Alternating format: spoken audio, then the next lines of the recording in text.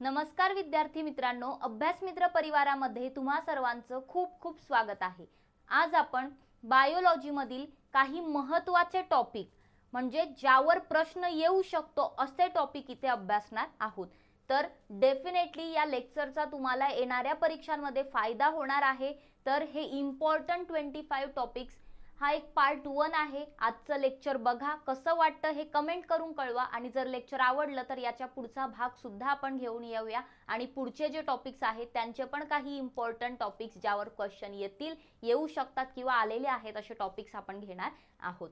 ठीक आहे, तर लेक्चरला सुरुवात करण्याआधी जस्ट सगळ्यांना माहिती असेल येणाऱ्या राज्यसेवा परीक्षासाठी आपण विजयी भव बॅच सुरू केली असेल, तर ज्या कोणीही अजून ऍडमिशन घेतलेले नाहीयेत त्यांनी आधी काय करायचे, बॅच जॉईन करायची, कारण की रिव्हिजनसाठी ही एक बेस्ट बॅच आहे तुमच्यासाठी। सो फी आपण अजूनही 499 रुपयेच ठेवलेली आहे, कारण मुलांना ही फी परवडणारी आहे आणि सर्व काही कंटेंट तिथे तुम्हाला अवेलेबल होईल रिव्हिजन पर्पजने। तसंच कंबाईन साठी आपण कंबाईन यशवंत बॅच सुरू केलेली आहे। या बॅचचा कालावधी 4 महिन्यांचा आहे, ज्यामध्ये तुम्हाला live lectures, recorded lectures, test series, notes या सर्व गोष्टी अवेलेबल होतील फक्त 1499 रुपयामध्ये। तर मित्रांनो, तुमच्या रिस्पेक्टिव्ह परीक्षेनुसार तुम्ही ती बॅच जॉईन करू शकता। काही बॅच जॉईन करताना अडचणी आल्या किंवा इतर काही प्रश्न असले तर कॉन्टॅक्ट नंबर आहेच, इथे कॉल किंवा मेसेज करू शकता, तुमचे डाउट्स आम्ही क्लिअर करू। सोबतच कुठून बॅच जॉईन करणार, तर अभ्यास मित्रचं ॲप्लिकेशन आहे जे प्ले स्टोर वरून डाउनलोड करावं लागेल, त्यामधून तुम्ही बॅच जॉईन करू शकता। लेक्चर्स जे आपले वेगवेगळे होत असतात तर ते लेक्चर कधी असतात किंवा बॅचेस कोणत्या येतात किंवा इव्हन आयोगाच्या काही नोटिफिकेशन्स आल्या या सर्व माहितीसाठी आपल्याकडे टेलिग्राम चॅनल आहे, ते सुद्धा जॉईन करून ठेवा। आणि अभ्यासा रिलेटेड इंटरेस्टिंग रील्ससाठी, फॅक्टसाठी आपलं जे काही इंस्टाग्राम पेज आहे त्याला फॉलो करायला विसरू नका। तर मित्रांनो, लेक्चरला सुरुवात करूया आणि पहिला जो टॉपिक आहे तो थोडासा बेसिक बायोलॉजी विषयी जी काही इन्फॉर्मेशन ज्यावर क्वेश्चन्स विचारले जातात तो आपण बघणार आहोत।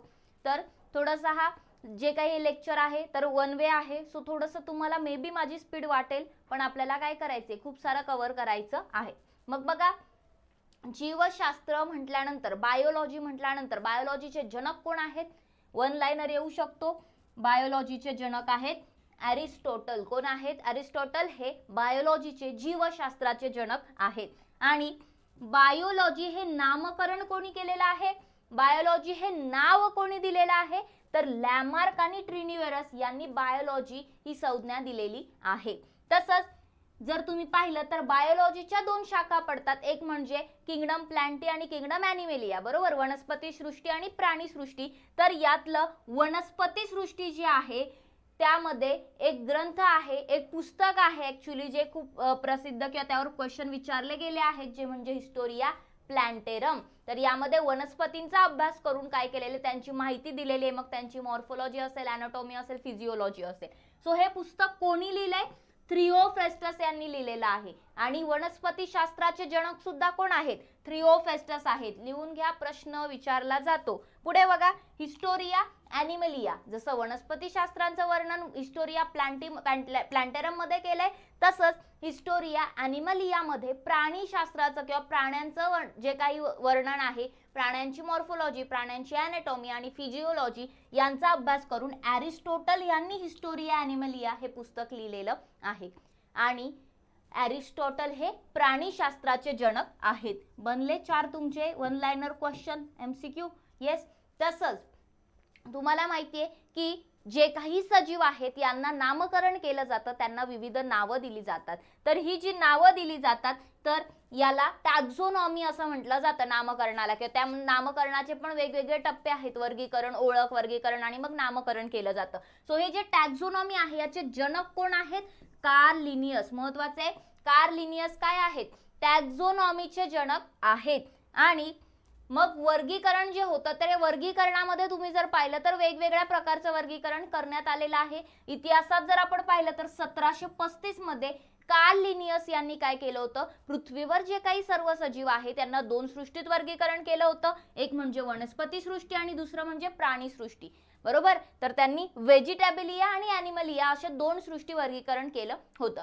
पण कालांतराने असं आढळलं की काही सजीव असे आहेत जे वनस्पतींमध्ये पण येत नाहीत, प्राण्यांमध्ये पण येत नाहीत. मग त्यांना कुठे ठेवायचं? सो यासाठी 1866 मध्ये हेकेल नावाचे शास्त्रज्ञ आहेत, यांनी काय केलं, तीन सृष्टींचं वर्गीकरण दिलं. तीन सृष्टी वर्गीकरण हेकेल यांनी दिलं. दोन सृष्टी वर्गीकरण कार्ल लिनियस. MCQ आहेत सगळे बघा. मग या तीन सृष्टीमध्ये त्यांनी काय केलं, तर वनस्पती सृष्टी आणि प्राणी सृष्टीला तसंच ठेवलं.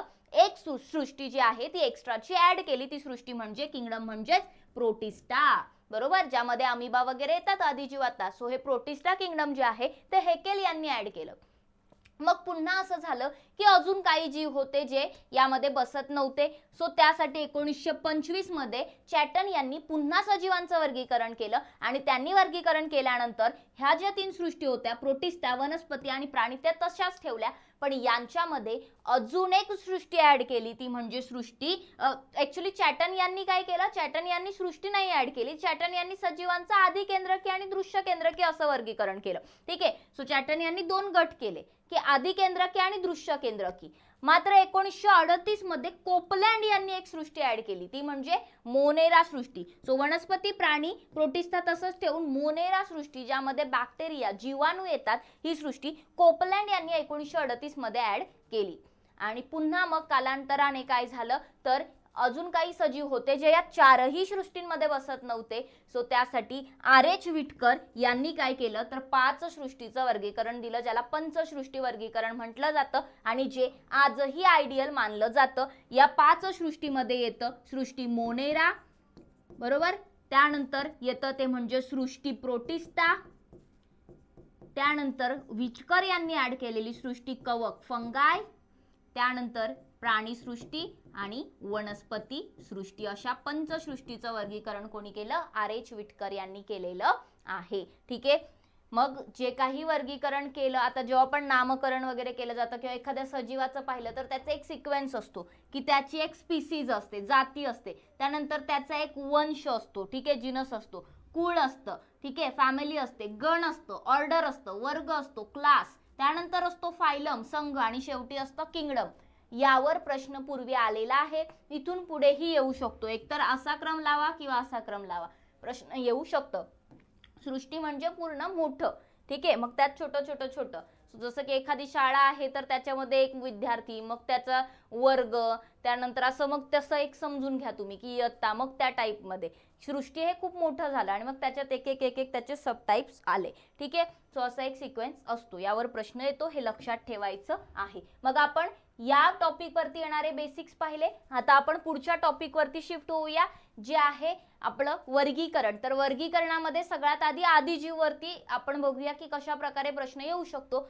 सो आदिजीव जे आहेत प्रोटोजोआ वगैरे त्यामध्ये येतात, प्रोटिस्टा संघातले.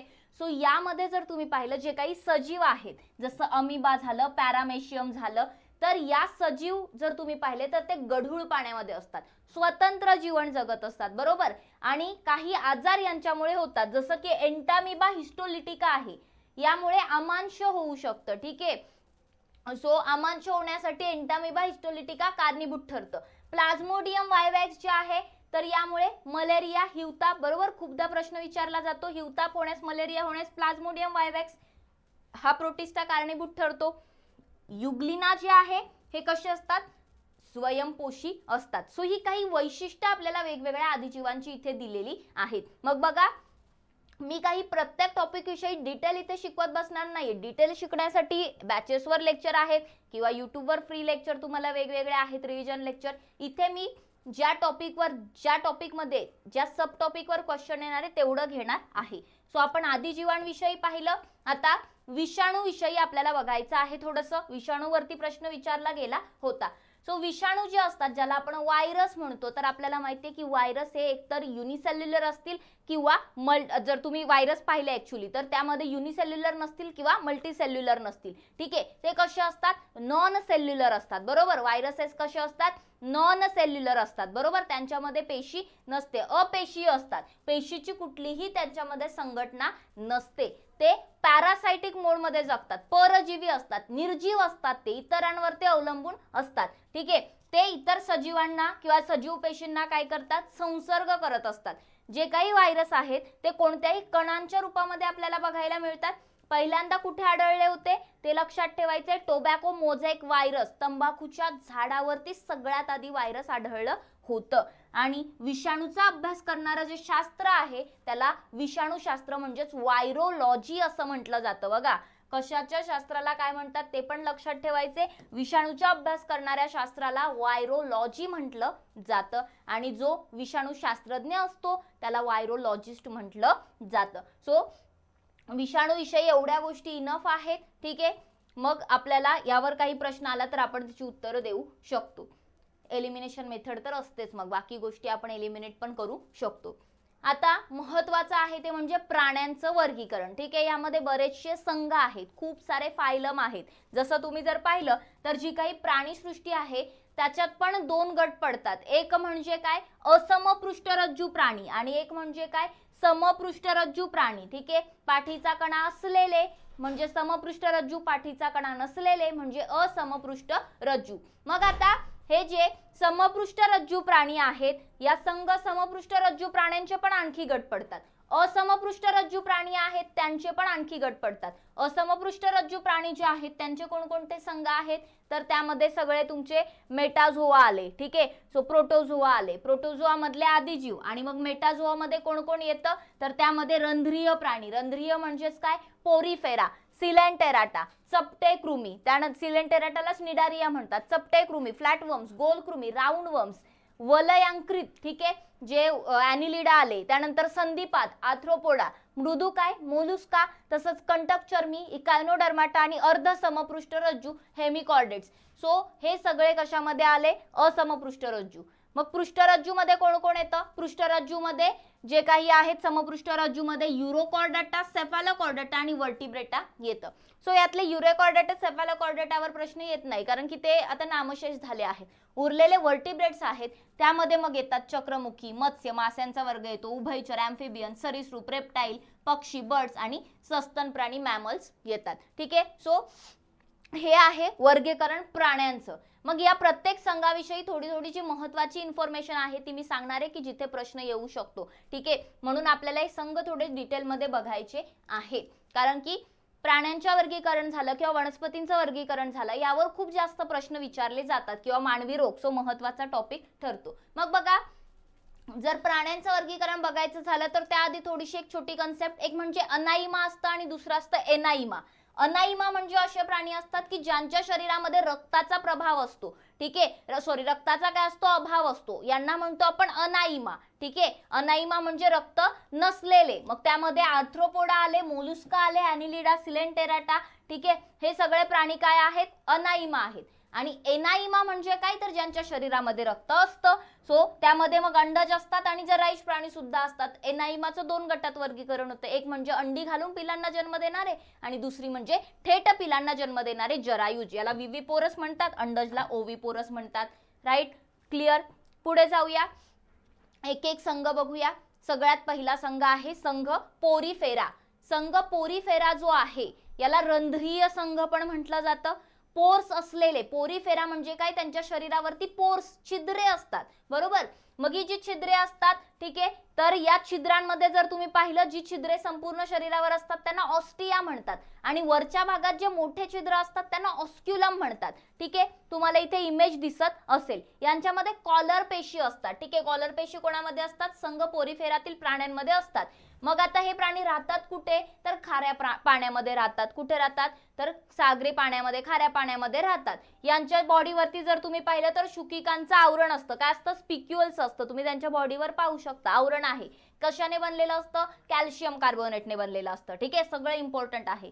ऑस्टियम काय करतात, एक मुखाप्रमाणे काम करतात आणि ऑस्क्युलम हे काय करत असतात तर ऑस्क्युलम गुदद्वाराप्रमाणे काम करत असतात. ठीक आहे, सो पोरीफेरा. आता बघा, वन लाईनर अजून एक काय बनू शकतं तर पोरीफेरा हे नाव कोणी दिलंय, पोरीफेरा ही संज्ञा कोणी दिलेली आहे तर ही संज्ञा ग्रँट या शास्त्रज्ञांनी दिलेलं आहे. कोणी दिलेले आहे, ग्रँट या शास्त्रज्ञांनी पोरीफेरा ही संज्ञा दिली. जोड्या लावायला पण येऊ शकतं. तसंच पोरिफेरा संघामध्ये येणारे जे सजीव आहेत ते प्राणी आहेत हे कोणी सांगितलं तर एलिझ नावाचे शास्त्रज्ञ आहेत. यांनी सांगितलं की पोरिफेरामध्ये येणारे जे काही प्राणी आहेत किंवा पोरिफेरामध्ये येणारे जे जीव आहेत ते प्राणी आहेत हे एलिझ या शास्त्रज्ञांनी सांगितलेलं आहे. मग संघ पोरिफेरा जो आहे तो क्लिअर झाला तुम्हाला.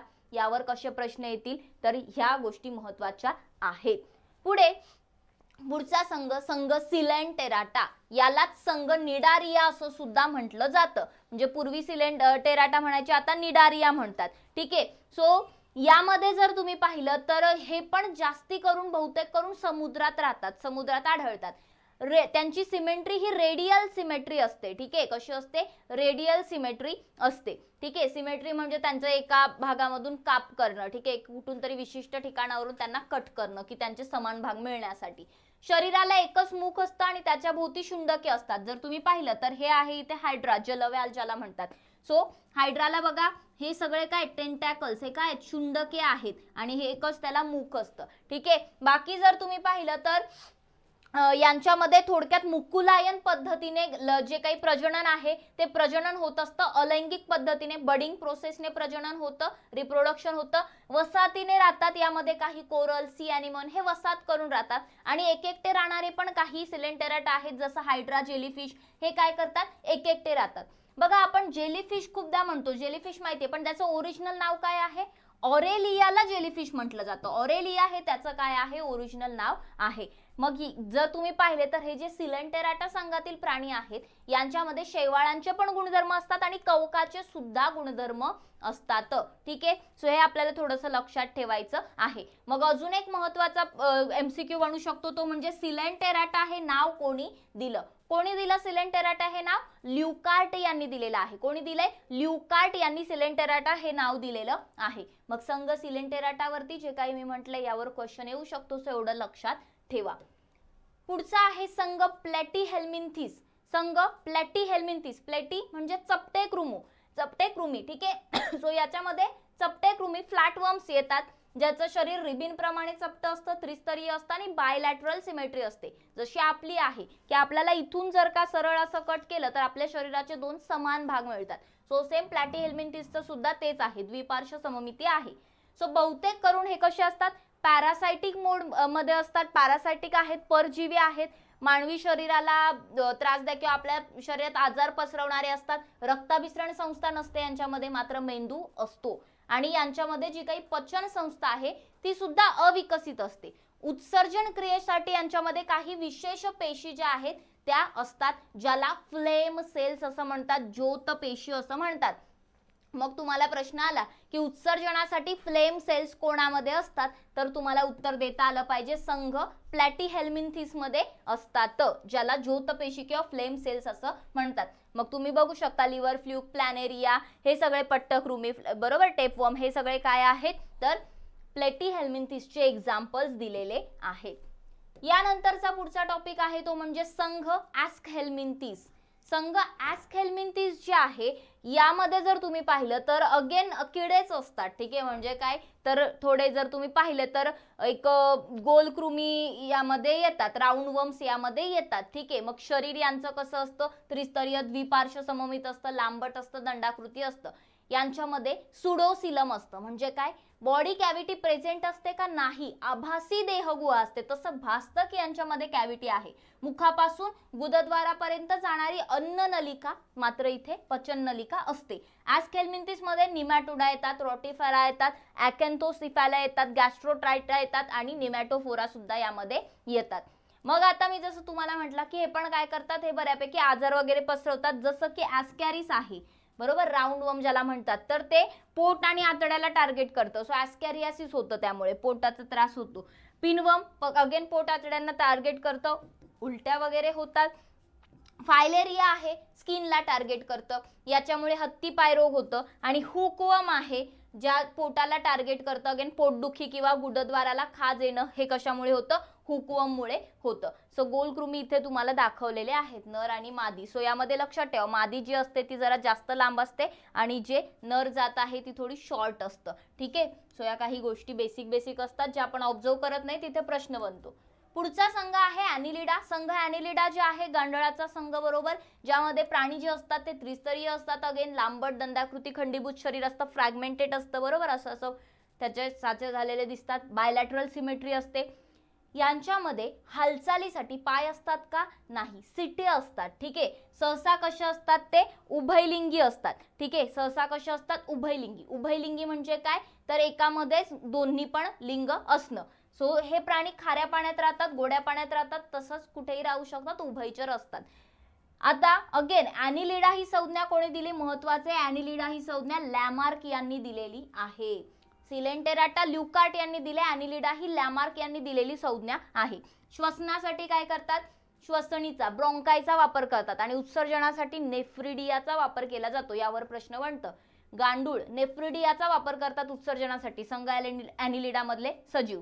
तसंच यांची जी नर्वस सिस्टीम आहे ती माणसासारखीच, ह्युमन सारखी central nervous system, peripheral nervous system, autonomous nervous system अशी CNS, PNS आणि ANS अशी ही चेतासंस्था यांची विभागलेली असते. कोणाची? संघ ॲनिलिडाची. सो लक्षात ठेवायचं आहे. मग संघ ॲनिलिडा सुद्धा पाहिलं. पुढचा संघ आहे संघ आर्थ्रोपोडा. बघा, संघ आर्थ्रोपोडा जो आहे अगेन एक महत्वाचा संघ जे तुम्हाला सगळीकडे बघायला मिळतील. संघ आर्थ्रोपोडा जर तुम्ही पाहिला तर एक अपृष्ठवंशीय प्राणी जे आहेत यांच्यामधला सगळ्यात मोठा संघ आहे. ठीक आहे. किंवा इवन प्राण्यांमधला सर्वात मोठा संघ आहे असं म्हणायला काहीच हरकत नाही. प्राणीसृष्टीमध्ये सर्वात मोठा संघ कोणता आहे? संघ आर्थ्रोपोडा. यांचे संधियुक्त पाय असतात बघा. 80% जवळपास प्राणी कोणते आहेत? आर्थ्रोपोडा मधलेच आहेत. ठीक आहे. आणि मग 2 नंबरला येतं मोलुस्काचा संघ. आता हे जे आर्थ्रोपोडा आहेत यांचं पण शरीर त्रिस्तरीय असतं, द्विपार्श्व सममित असतात आणि यांच्यामध्ये हालचालीसाठी, प्रचलनासाठी संधियुक्त पाय असतात, फ्रॅगमेंटेड लेग असतात.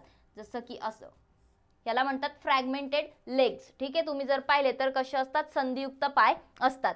मग आता यांचं जे काही बाह्य कंकाल आहे, एक्सटर्नल स्केलेटन आहे, ते कशापासून बनलेलं असतं? कायटिन या शर्करेपासून बनलेलं असतं. आणि आर्थ्रोपोडा ही संज्ञा कोणी दिली? हे नाव कोणी दिले? वॉन सायबोल्ड यांनी हे नाव दिलेलं आहे. आर्थ्रोपोडा नाव कोणी दिले?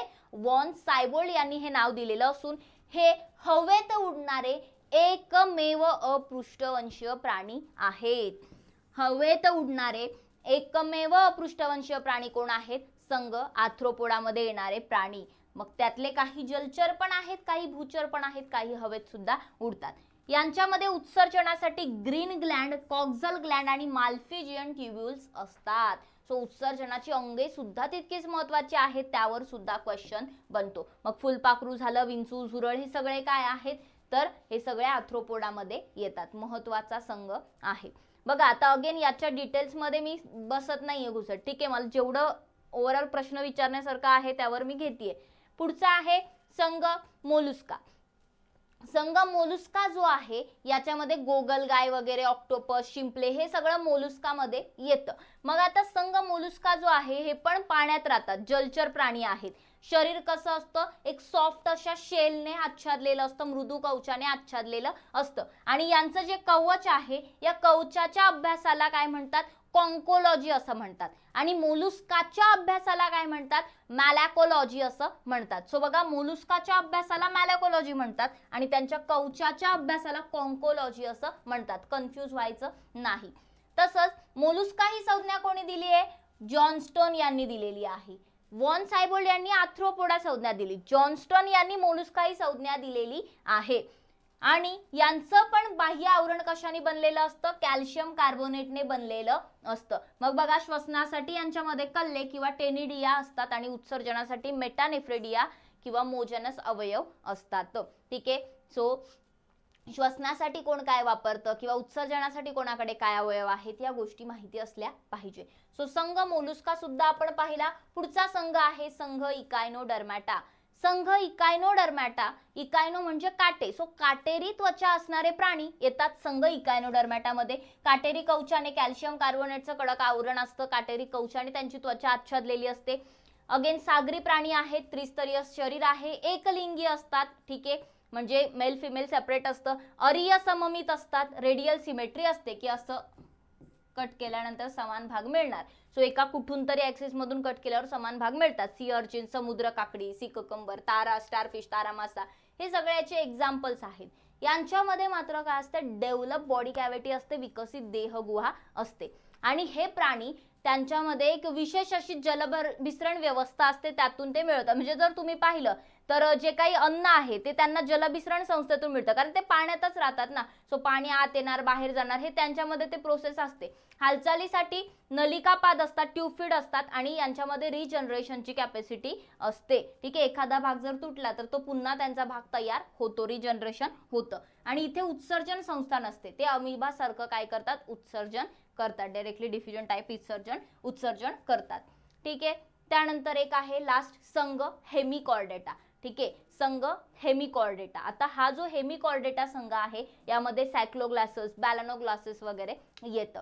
यावर सुद्धा प्रश्न विचारला गेला होता. सो बघा, बिळे करून राहणारा हा समुद्रातला प्राणी आहे. थोडक्यात जर तुम्ही पाहिलं तर यांच्यामध्ये फक्त भ्रूण अवस्थेमध्ये म्हणजे ते लहान असतानाच नौकॉड अस्तित्वात असतं, नंतर ते नसतं. मग यांचं जे काही शरीर आहे ते पण मृदू असतं, अखंडित असतं, त्रिस्तरीय द्विपार्श्व सममित असतं आणि यांना पृष्ठवंशीय व अपृष्ठवंशीय प्राण्यांमधला दुवा म्हटलं जातं. तुम्हाला प्रश्न येऊ शकतो, खालीलपैकी कोणता प्राणी हा पृष्ठवंशीय व अपृष्ठवंशीय प्राण्यांमधला दुवा आहे? तर सॅकोग्लॉसस किंवा बॅलॅनोग्लॉसस हे आपल्याला उत्तर देता आलं पाहिजे. यांचं शरीर सोंड, गळपट्टी, प्रकांड असं विभागलेलं असतं. बघा तुम्हाला दिसेल शुंड, गळपट्टी, त्यानंतर प्रकांड आहे खाली. सो श्वसनासाठी यांच्यामध्ये गिलस्लिट्स असतात, लैंगिक प्रजनन करतात. आणि बॅलॅनोग्लासेस जो आहे तर याला सोंडेच्या भागामध्ये पृष्ठरज्जू असतो. बॅलॅनोग्लासेसला इथे जर तुम्ही पाहिलं तर एवढ्या भागामध्ये पृष्ठरज्जू असतो. ठीक आहे, पाठीचा कणा असतो. त्यानंतर सायक्लोग्लासेस सुद्धा याचं काय आहे, एक्झाम्पल आहे. मग आपण प्राणी वर्गीकरणामधलं जे काही संघ होते कोणते, अपृष्ठवंशीय प्राण्यांचे संघ, ते इथे पाहिलेले आहेत. त्यावर येणारे MCQ तुम्हाला कळले असतील. मग आता आपण थोडंसं पृष्ठवंशीय प्राण्यांकडे जाऊया. बरं, अपृष्ठवंशीय प्राणी आणि पृष्ठवंशीय प्राणी यांच्यामध्ये फरक काय असतो? अपृष्ठवंशीय प्राणी आहेत, पाठीचा कणा नसतो. ठीक आहे, पाठीचा कणा नसतो. त्यांच्यामध्ये नोटोकॉर्ड, नवकॉर्ड सुद्धा नसतं. बरोबर, जे मेरुरज्जू गेलेला असतो जो स्पायनल कॉर्ड मधून, तो त्यांच्यामध्ये नसतो.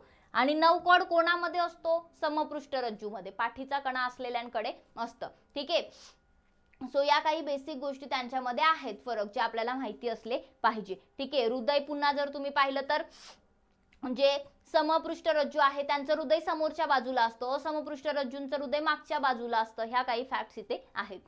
आता पुढचा जो वर्ग आहे तो आहे सुपर क्लास पायसेस. कशाचा वर्ग आहे हा? माशांचा वर्ग आहे. माशाला असतं पाठीचा कणा असतो. सो पृष्ठवंशीय समपृष्ठरज्जूंचं आपण वर्गीकरण बघतोय. यामध्ये जो सुपर क्लास पायसेस आहे यामध्ये सगळे मासे येतात, जे गोड्या पाण्यात राहणारे, खाऱ्या पाण्यात राहणारे मासे इथे असतात. यांच्यामध्ये श्वसनासाठी आच्छादलेले किंवा अनाच्छादित असे कल्ले असतात, गिल्स असतात. माशांचं हृदय हे 2 कप्प्यांचं असतं. महत्वाचं इम्पॉर्टंट एकेरी रक्तभिसरण संस्था असते, सिंगल सर्क्युलेशन यामध्ये होतं. आणि शीत रक्ताचे प्राणी आहेत. मासे कसे असतात? शीत रक्ती असतात. त्यांचं तापमान हे त्यांच्या आजूबाजूच्या तापमानानुसार बदलतं. आपण उष्ण रक्ती आहोत, आपण आपलं टेम्परेचर चेंज नाही करू शकत, कारण की आपण उष्ण रक्ती आहोत, आपण बदलू शकत नाही.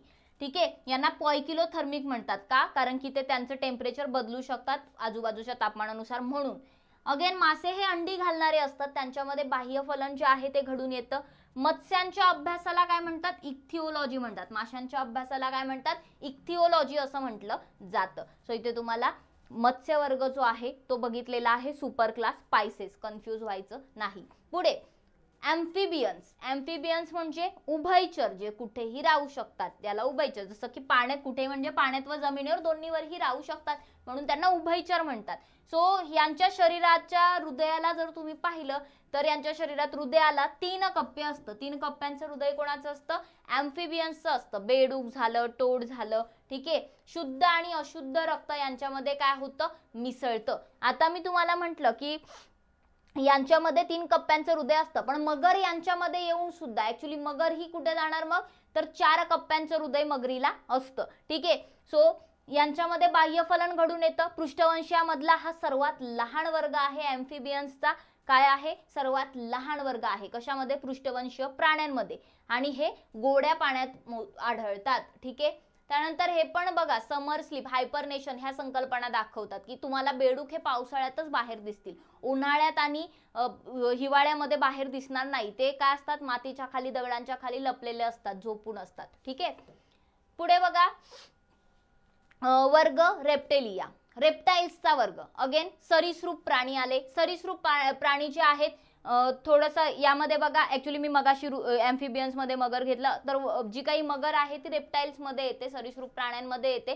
तर इथे जे काही प्राणी आहेत या बहुतेकांना 3 कप्प्याचं हृदय असतं, मगरीला 4 कप्प्याचं. मगर ही रेप्टाइल्स मध्ये येते, सो मगरीला 4 कप्प्याचं हृदय असतं. अगेन मगर किंवा हे जे काही सरीसृप प्राणी झाले हे शीतरक्ती आहेत. कसे आहेत, जमिनीवर राहणारे आहेत. त्वचा कोरडी असते, ड्राय स्किन असते, खवलेयुक्त असते आणि खडबडीत असते. ठीक आहे, सो हे जे काही रेप्टाइल्स आहेत या सरीसृपाच्या अभ्यासाला काय म्हटलं जातं, हर्पिटॅलॉजी म्हटलं जातं. काय म्हटलं जातं, हर्पिटॅलॉजी म्हटलं जातं. आणि लिझर्ड्स म्हणजे पालींच्या अभ्यासाला काय म्हटलं जातं, सॉरोलॉजी म्हटलं जातं. काय म्हटलं जातं, सॉरोलॉजी. प्रश्न येईल. सापांच्या अभ्यासाला काय म्हटलं जातं, सर्फिडोलॉजी किंवा ऑफिडोलॉजी म्हटलं जातं. मग असा जर प्रश्न आला की सापांच्या अभ्यासाला खालीलपैकी काय म्हणतात, तर ऑफिडोलॉजी किंवा सर्पिडोलॉजी. पालींच्या अभ्यासाला सॉरोलॉजी आणि सरीसृपाच्या अभ्यासाला हॅपॅटॉलॉजी म्हणतात, हर्पिटॉलॉजी म्हणतात. हे आपल्याला माहिती असलं पाहिजे. सो वर्ग रेप्टाइल्स वरती जे काही प्रश्न येतील ते आपण पाहिलेला आहे. पुढचा वर्ग आहे एव्ज. एव्ज मीन्स बर्ड्स, पक्षी. बरोबर, सो पक्षी वर्ग जो आहे अगेन उष्ण रक्ताचे असतात पक्षी. बरोबर, एकलिंगी असतात, अंडज प्राणी आहेत, अंडी घालून पिलांना जन्म देतात. पुढच्या पायाचं रूपांतर त्यांच्या पंखात झालेलं असतं म्हणून त्यांना 2च पाय असतात. इवन जर तुम्ही पाहिलं तर शरीर दोन्ही टोकांना निमुळतं असतं, हाडं पोकळ असतात आणि त्याच्यामुळे शरीर त्यांचं हलकं असतं म्हणून ते उडू शकतात. सो हृदय 4 कप्प्यांचं, फुफ्फुसाद्वारे श्वसन, त्यानंतर त्यांचं जे काही बाह्यमुख आहे त्याचं चोच बनलेली असते, चोचीत रूपांतर होतं. आणि उष्ण रक्ताचे आहेत म्हणून त्यांना एंडोथर्मिक किंवा होमिओथर्मिक असं म्हटलं जातं. मास्यांना पॉयकिलोथर्मिक म्हणतात. बरोबर, सर्व पृष्ठवंश प्राण्यांमध्ये जर तुम्ही पाहिलं तर पक्ष्यांचं तापमान हे कसं आहे, सर्वात जास्त असतं. 40 डिग्री सेल्सिअस ते 45 डिग्री सेल्सिअस इतकं पक्ष्यांचं तापमान असतं. आणि यांच्यामध्ये युरिनरी ब्लॅडर नसतं, मूत्राशय नसतं. त्यांच्या गर्भावस्थेमध्ये फक्त मूत्राशय असतं. आणि चेतांच्या 12 जोड्या या पक्ष्यांमध्ये असतात. सो या काही गोष्टी पक्ष्यांविषयी वर्ग एव्ज विषयी आपल्याला इथे दिलेल्या आहेत. ठीक आहे, सो जे काही थोड्याफार गोष्टी मी अंडरलाईन केलेत तेवढ्या लक्षात ठेवल्या तरी मोर दॅन इनफ. आणि मग एक येतो शेवटचा वर्ग, तो म्हणजे वर्ग मॅमेलिया. सस्तन प्राण्यांचा हा वर्ग आहे. यामध्ये मॅमल्स म्हणजे आपण येतो, जे की आपण कशा आहोत, उष्ण रक्ताचे आहोत, उत्क्रांत आहोत. बरोबर, इव्हॉल्युशन आपलं चांगलं झालेलं आहे, आपण पर्यावरणाशी पूर्णपणे अनुकूलित झालेलो आहोत. त्याचबरोबर या मॅमल्स मध्ये दूध स्रावणाऱ्या ग्रंथी असतात, शरीरावर केस असतात, स्वेट ग्लँड्स असतात, घामग्रंथी असतात, तेल ग्रंथी असतात. तसंच एक लिंगाचे असतात मॅमल्स. बरोबर, आपण मेल फिमेल सेपरेट आहोत. जरायुज डिरेक्टली थेट पिलांना जन्म देतात. या वर्गात येणारं पण अंडी घालणारे प्राणी म्हणजे कोण, प्लॅटिपिस आणि एकेडिना. बघा, अपवाद असतात आणि या अपवादांवरच प्रश्न विचारले जातात. सो असे प्राणी की जे मॅमल्स आहेत पण तरीही अंडी घालतात ते कोण आहेत, प्लॅटिपस आणि एकिडना. ठीक आहे, सो लक्षात ठेवायचे. मानवाला हृदयाचे 4 कप्पे असतात, सो मॅमल्सला पण हृदयाचे 4 कप्पे. आपल्याशीच कंपॅरिझन करायचं. हे उष्ण रक्ताचे आहेत. बरोबर, उष्ण रक्त असतं, होमिओथर्मिक एंडोथर्मिक म्हणतात. आणि स्वर यंत्राच्या मदतीने ध्वनी निर्मिती करू शकतात. लक्षात घ्या, वटवाघूळ सुद्धा काय आहे, तर वटवाघूळ हा सुद्धा सस्तन प्राणी आहे. बरोबर, नाहीतर एव्ज मध्ये टाकाल त्याला. राईट, सो प्राण्यांचं वर्गीकरण पाहिलं. आता वनस्पतींचं वर्गीकरण बघूया. मग वनस्पतींचं वर्गीकरण जे आहे यावर लगेच पहिलाच सेंटेन्स आलेला होता प्रश्न की वनस्पती सृष्टीचं नैसर्गिक वर्गीकरण कोणी केलेलं आहे, बेंथम आणि हुकर. कोणी केलेलं आहे, बेंथम आणि हुकर यांनी वनस्पतींचं नैसर्गिक वर्गीकरण केलेलं आहे. आणि 1883 साली एचर या शास्त्रज्ञांनी वनस्पतींचं 2 उपसृष्टीमध्ये वर्गीकरण केलं. कोणत्या 2 उपसृष्टीमध्ये, अबीजपात्री आणि बीजपात्री, क्रिप्टोगॅमी, फॅनेरोगॅमी. बरोबर, सो हे वर्गीकरण एचर यांनी केलेलं आहे. कधी, 1883 मध्ये. मग बघा, यामध्ये जर तुम्ही पाहिलं तर हे जे काही वनस्पती आहेत तर यामध्ये अपुष्प वनस्पती येतात अबीजपात्रीमध्ये. सो अबीजपात्री वनस्पती ज्या आहेत ज्यांना बिया येत नाही, बीजाणूंमार्फत त्यांचं प्रजनन होत असतं. सो या अबीजपात्रीचे RH विटकर यांनी काय केले, 3 गट पाडले. बघा, कन्फ्यूज होऊ नका. वनस्पतींचं नैसर्गिक वर्गीकरण बेंथम आणि हुकर यांनी केलंय. त्यानंतर 1883 मध्ये एचर यांनी वनस्पतींचं 2 उपसृष्टीत वर्गीकरण केलं, अबीजपात्री आणि बीजपात्री, बरोबर, ज्याला आपण फॅनेरोगामी क्रिप्टोगामी असं म्हणतो. त्यानंतर हे जे अबीजपात्री वनस्पती आहेत यांना बिया येत नाही, यांचं प्रजनन जे आहे ते बीजाणूंमार्फत होतं. या अबीजपात्री वनस्पतींचं काय केलं तर आर.एच. व्हिटकर यांनी 3 विभागात विभाजन केलं. एक म्हणजे थॅलोफायटा, दुसरं म्हणजे ब्रायोफायटा आणि तिसरं म्हणजे टेरिडोफायटा. सो थॅलोफायटा, ब्रायोफायटा आणि टेरिडोफायटा हे विभाजन कोणी केलंय? आर.एच. व्हिटकर यांनी केलेलं आहे. आर.एच. व्हिटकर यांनी अजून काय केलंय? 5 किंगडम क्लासिफिकेशन दिलंय, पंचसृष्टीचं वर्गीकरण, बरोबर. सो बघा, थॅलोफाइट्स जे आहेत यांना शैवाळांचा गट म्हणूनच ओळखतात. शैवाळ त्यामध्ये येतात मुख्यत्वे करून. सो यामध्ये जर तुम्ही पाहिलं तर शरीर नॉर्मल असतं, मऊ तंतुरूपी असतं. शैवाळांचं कसं नाजूकसं असतं. मूळ, खोडपान असं काही अवयव असेल का? नाही. पाण्यात आढळणाऱ्या स्वयंपोषी आणि संवहनी संस्था नसणाऱ्या वनस्पती आहेत. ठीक आहे, म्हणजे बघा स्वयंपोषी असतात पण यांच्यामध्ये वॅस्क्युलर सिस्टीम नसते. ठीक आहे, तसंच शैवाळांची पेशीभित्तिका जी आहे ती 2 आवरणांनी बनलेली असते. बाहेरून पेक्टिन असतं, आतून काय असतं? सेल्युलोज असतं. हे लक्षात ठेवायचं आहे. बाहेरून पेक्टिन आणि आतून सेल्युलोज. शैवाळांचे पण प्रकार पडतात. एक म्हणजे हिरवे शैवाळ, क्लोरोफायसी ज्याला म्हणतात, ग्रीन अल्गी, क्लोरोफिल ए आणि बी त्यामध्ये असतं. तपकिरी शैवाळ याला फिओफायसी म्हणतात, ब्राऊन अल्गी, याच्यामध्ये क्लोरोफिल बी प्रेझेंट नसतं, अ आणि क असतं. लाल शैवाळ रोडोफायसी, रेड अल्गी, ज्याच्यामध्ये क्लोरोफिल ए आणि डी प्रेझेंट असतं. सो शैवाळांचा गट म्हटल्यानंतर थॅलोफायटा हे लक्षात ठेवायचे, ज्याच्यामध्ये असे काही अवयव नसतात वनस्पतींचे डेव्हलप झालेले, हे लक्षात ठेवायचे, वॅस्क्युलर सिस्टीम नसते. त्यानंतर दुसरा गट येतो तो म्हणजे ब्रायोफायटाचा. वनस्पतींमधील उभयचर यांना म्हटलं जातं. सो हे जे काही ब्रायोफायटा आहेत यांचं शरीर चपटं असतं, एक मऊ रिबिन सारखं असतं आणि खरी मुळे किंवा खोडे, पाने हे यांच्यामध्ये नसतात, पण मुळांसारखे दिसणारे मुलाभ त्यांच्यामध्ये असतात, रायझोइड्स त्याला म्हटलं जातं. आता ह्या कशा आहेत? निम्नस्तरीय बहुपेशीय स्वयंपोषी वनस्पती आहेत ज्या सावलीत राहतात. उभयचर वनस्पती. उभयचर का तर यांच्यामध्ये बघा संवहनी संस्था नसते, पण मग हे काही गोष्टींसाठी बाह्य पाण्यावरती, बाह्य फलनावरती वगैरे अवलंबून असतात. सो त्यामुळे यांना काय म्हटलं जातं तर यांना उभयचर म्हटलं जातं. तसंच इथे महत्त्वाच्या गोष्टी आहेत ते म्हणजे ब्रायोलॉजीचे जनक कोण आहेत? ब्रायोफायटा, ब्रायोलॉजी, ब्रायोफायटाच्या अभ्यासाला ब्रायोलॉजी म्हणतात. मग या ब्रायोलॉजीचे जनक कोण आहेत तर हेडविक हे ब्रायोलॉजीचे जनक आहेत. यात पण भारतीय ब्रायोलॉजीचे जनक कोण आहेत तर भारतीय ब्रायोलॉजीचे जनक आहेत कश्यप. प्रश्न येणार, लक्षात ठेवा. आता हे जे जनक आहेत हे भारतीय ब्रायोलॉजीचे कश्यप आणि ब्रायोलॉजीचे हेडविक आहेत. आता हे जे काही ब्रायोफायटा आहेत यांचं पण 2 गटात वर्गीकरण केलं जातं. एक म्हणजे लिव्हरवॉर्ट्स ज्याला हिपॅटेसी म्हणतात आणि दुसरं म्हणजे मॉसेस, प्रगत. सो मॉसेसमध्ये फ्युनारिया, पॉलीट्रायकम येतं आणि हिपॅटेसीमध्ये जे काही नॉर्मल रिक्सिया वगैरे, मर्चेन्शिया हे सगळ्या गोष्टी या लिव्हरवॉर्ट्समध्ये येतात. ठीक आहे, पण एवढं इथे लक्षात ठेवा जेवढं मी हायलाइट केलंय. यांच्यामध्ये सुद्धा वॅस्क्युलर सिस्टम नसते, लक्षात ठेवायचे. आणि मग पुढचं येतं बीजपात्री मधलं ते म्हणजे टेरिडोफायटा. आता टेरिडोफाइट्स जे आहे हे अबीजपात्री मधले प्रगत वनस्पती आहेत. ठीक आहे, यांच्यामध्ये संवहनी संस्था असते किंवा पृथ्वीवरची सर्वात पहिली संवहनी संस्था असलेले खरी मुळे, खरी पाने, खरे खोड असणारी पहिली वनस्पती कोणती असेल तर ते टेरिडोफाइट्स आहेत. टेरिडोफायटामध्ये सर्व प्रकारच्या अधिवासात राहणाऱ्या वनस्पती असतात. जमिनीवर राहतात, सावलीत राहतात, ओलाव्यामध्ये राहतात, पाण्यात वाढू शकतात, बरोबर. मग आता इथे महत्त्वाचं काय ठरतं तर ते म्हणजे टेरिडोफायटामधील वनस्पतीमध्ये सर्वात लहान वनस्पती कोणती आहे?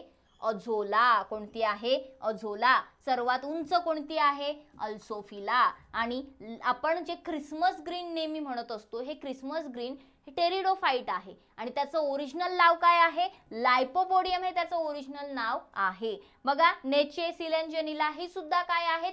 टेरिडोफायटाचीच उदाहरणे आहेत. तिथे तुम्हाला ही जी वनस्पती दिसते ही नेचे वनस्पती आहे. सो बघा, इथे जर तुम्ही पाहिलं तर बिया नाही बनत, जे काही ते तुम्हाला दिसते ते बीजाणू इथे वर दिसत आहेत. ठीक आहे, पुढे आपण आवृत्त बीजी वनस्पती, अनावृत्त बीजी वनस्पती आणि आवृत्त बीजी वनस्पती आता बघूया. आपण अबीजपात्री आणि बीजपात्री, अबीजपात्री आपण पाहिलं. ठीक आहे, सो अबीजपात्री मध्ये थॅलोफायटा, ब्रायोफायटा, टेरिडोफायटा येतं. मग बीजपात्री जे आहेत त्यांच्यामध्ये अनावृत्त बीजी आणि आवृत्त बीजी असं त्यांच्यामध्ये वर्गीकरण होतं. मग जिम्नोस्पर्म्स आणि अँजिओस्पर्म. सो यामध्ये जर तुम्ही पाहिलं तर अनावृत्त बीजी म्हणजे काय, तर सिंपल थोडंसं त्यांच्या ह्याच्यावरूनच आहे की या वनस्पतींमध्ये बियांची निर्मिती होत असते, पण त्या बिया कशा असतात, तर त्या अनावृत्त असतात, म्हणजे त्यांच्यावरती आवरण नसतं, त्या बिया फळांमध्ये बंदिस्त नसतात, त्यामुळे याला फळं येत नाहीत. ठीक आहे. सो अनावृत्त बीजीमध्ये फळं येत नाहीत. नर आणि मादी फुलं जी आहेत ती वेगवेगळ्या बीजाणुपात्रावरती येतात, त्यांना शंकू म्हटलं जातं.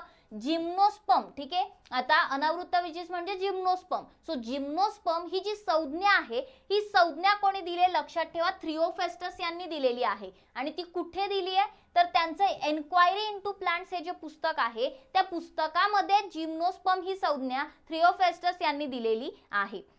तसंच जर तुम्ही पाहिलं तर या जिम्नोस्पर्मला टेरिडोफायटा आणि आवृत्त बीजी म्हणजे टेरिडोफायटा आणि जे काही अँजिओस्पर्म आहे यांच्यामधलं दुवा म्हणून जिम्नोस्पर्म्सला ओळखलं जातं.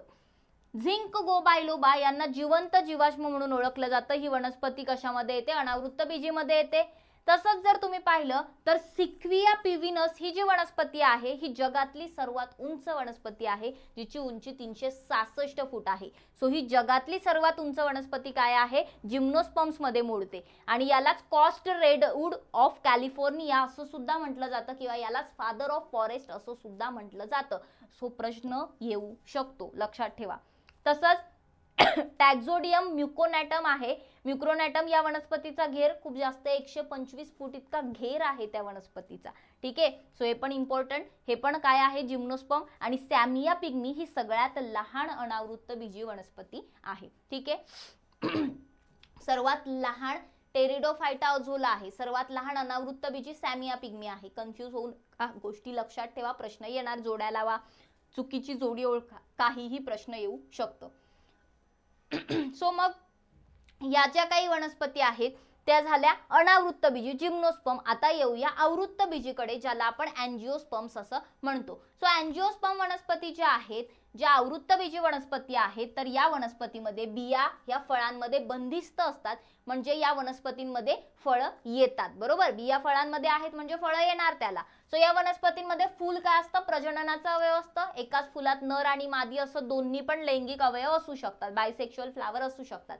यामध्ये वनस्पती सरासरी बहुवार्षिक नसतात, विस्तारित पाने येतात, फांद्या असतात. हरभरा, मका, आंबा, घेवडा, मोहरी हे सगळे याची उदाहरणं झाली.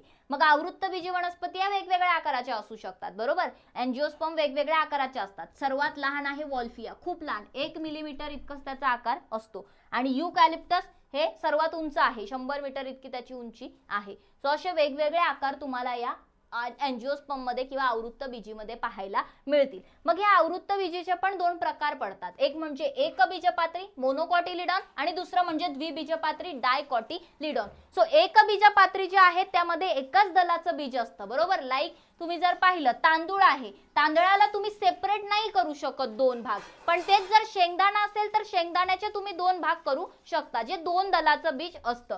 एकबीजपात्रीमध्ये तंतुमय मुळे असतात, फायब्रस रूट असतात, आणि द्विबीजपात्रीमध्ये ठळक मुळे असतात. ठीक आहे. सो यामध्ये जर तुम्ही पाहिलं तर एक चांगली अशी जाड ब्रॉड मुळं असतात. खोड कसं असतं, पोकळ असतं, आभासी असतं. बरोबर, कशा जसं बांबूचं, केळीचं आभासी खोड आहे, ते खोड नसतं. जर तुम्ही केळीच्या बाबतीत जर पाहिलं तर ते पानांचं रूपांतर खोडात झालेलं असतं. मात्र डायकॉटिलिडॉन्स मध्ये खोड कसं असतं, मजबूत असतं. पुढे जर पाहिलं तर पानं जी आहेत या पानांमध्ये एकबीजपात्रीमध्ये समांतर शिरविन्यास असतं, म्हणजे पॅरलल वेनेशन असतं. मात्र इकडे द्विबीजपात्रीमध्ये जाळीदार, बरोबर, पिंपळाचं पान जाळीदार त्यामध्ये हे असतं. सो असं एकमेकांमध्ये जाळी जाळी असलेलं पिंपळाचं पान सगळ्यांना माहिती असेल. त्यानंतर एकबीजपात्रीचं फूल हे त्रिभागी असतं, म्हणजे त्याचे 3 भाग होतात. ठीक आहे, 3 पेटल्स. आणि इथे फूल हे द्विबीजपात्रीमध्ये पंचभागी असतं, 5 पेटल्स असतात. उदाहरणं दिलेत तुम्हाला एकबीजपात्रीची, बांबू, केळी, कांदा, लसूण, तांदूळ, मका, ज्वारी, गहू. 50,000 जाती असतात जवळपास याच्यामध्ये. आणि द्विबीजपात्रीमध्ये 2 लाख जाती असतात, यामध्ये शेंगदाणा, आंबा, पिंपळ, मोहरी, सूर्यफूल हे सगळं आलं. सो या प्रकारे जर तुम्ही पाहिलं तर आपण वनस्पतींचं जे वर्गीकरण आहे ते सुद्धा व्यवस्थितपणे अभ्यासलेलं आहे. मग जे काही इम्पॉर्टंट 25 टॉपिक होते आतापर्यंतचे तेवढे मी तुम्हाला इथे घेतलेले आहेत. कसं वाटलं लेक्चर, उपयोगी आहे की नाही, आवडलं की नाही हे कमेंट करून कळवा. मग या पुढचं मी लेक्चर घेऊ की नाही हे सुद्धा तुम्ही कमेंट करून सांगायचे. जर तुम्ही हो म्हणलात तर आपण पुढचे पण काही टॉपिक आहेत प्रत्येक संस्थांमधले वगैरे ज्यावर प्रश्न येऊ शकतो असे मेन टॉपिक इथे घेणार आहोत. सो लेक्चर तुम्हाला आय होप आवडलं असेल, समजलं असेल. जर कोणी राज्यसेवा बॅच जॉईन करण्यामध्ये इच्छुक असतील तर डेफिनेटली तुम्ही ही बॅच जॉईन करू शकता, ज्याची फी 499 रुपये आहे. सो यामध्ये तुम्हाला जे काही रिव्हिजन पर्पजने लेक्चर्स आहेत ते मिळणार आहेत. तसंच कंबाईनसाठी कंबाईन यशवंत बॅच आहे, 1499 फी असून recorded lecture, live lecture, test series, notes सर्व काही एकाच बॅचमध्ये तुम्हाला मिळेल. याची फी ही तुम्हाला 1499 आहे. जर काही बॅच जॉईन करताना प्रॉब्लेम आला तर कॉन्टॅक्ट नंबर दिलेला आहे, इथे तुम्ही कॉल और मेसेज करू शकता. आपलं अभ्यास मित्रचं ऍप्लिकेशन आहे, त्यावरून तुम्हाला बॅच जॉईन करायची. सो प्ले स्टोर वरून अभ्यास मित्र ऍप्लिकेशन डाउनलोड करा. टेलिग्राम चॅनल सुद्धा जॉईन करा, ज्यावर तुम्हाला वेगवेगळ्या लेक्चरच्या लिंक्स प्रोव्हाइड होतील किंवा नोटिफिकेशन मिळतील, अपडेट्स मिळतील. सोबतच अभ्यासाशी रिलेटेड रील्ससाठी आपलं अभ्यास मित्रचं जे इंस्टाग्राम पेज आहे त्याला फॉलो करायला विसरू नका, त्यावर सुद्धा तुम्हाला भरपूर कंटेंट मिळणार आहे. So thank you very much. I hope तुम्हाला लेक्चर आवडलं असेल, समजलं असेल. लेक्चर कसं वाटलं हे नक्की सांगायचे. जाता जाता लेक्चरला लाईक करा, शेअर करा आणि चॅनलला सबस्क्राईब करायला विसरू नका. धन्यवाद. बघत राहा अभ्यास मित्र. अशाच नवनवीन लेक्चरसाठी जॉईन राहा, जोडून राहा, म्हणजे आपण पुढे पण गोष्टी कंटिन्यू करूया. Thank you very much.